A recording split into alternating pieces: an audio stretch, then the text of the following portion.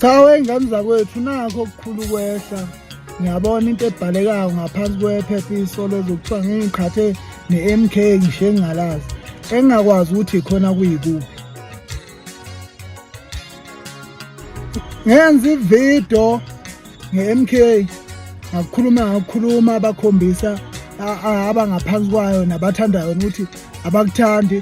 Ngenza ividiyo futhi ngakuxolisa futhi emva kwalapho ngijike ngaba nabanye abayithandayo saba sonke futhi sakhombisa ukuthi kwendlule lokho. Mawuthi kufike kabi yobe ingakho ngiyidilethile ngikhombisa ukuhlonipha nami nokuyishonipha. Mawuthi kufike kabi nje angikho sohlangothini. Ngizovota kodwa uthi ngizovotela into ezongisiza yabo.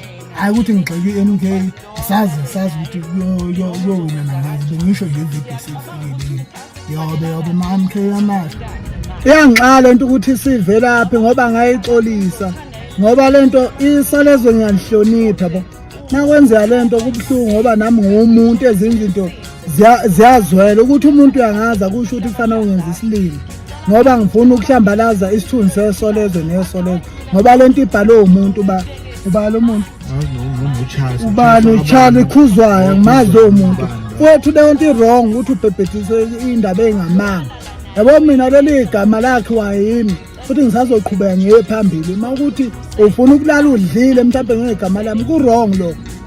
Ngabe sikhulumile mhlawumbe ukuthi singenza yiphi iplan ukuthi ulala udlile ungakhuluma amanga yabo ngoba mhlawumbe ngithemba ukuthi umdala nakimi wena sondela duze kwami ukuthi khona ufuna sikwenze noma ufuna isolezo mhlawumbe liye phezulu nalokho elikhona ngakwenza nami lokho ukuthi hayi ngamanga isolezo ngalihlonipha namanye amaphepha ngeqhaza libambe nasemphakathini kodwa mina uma uzoqamba amanga lento ngiyifuni wrong yabo. Angifuni ukugcina sengikhipha inhlamba noma yini ngifuna ukutshela ngendlela oyokuqamba amanga kanti kufanele ngize ngithini engani nakhombisa ungayithandi yankulumo ngazehlisa ngakuxolisa lokho sandlula futhi into endala lokho kwakungo-February January ngandlula angazi ukuthi ungenaphi ungagcina ngoba angifuni ukuze ngifake inhlamba kula maphepheni yabo.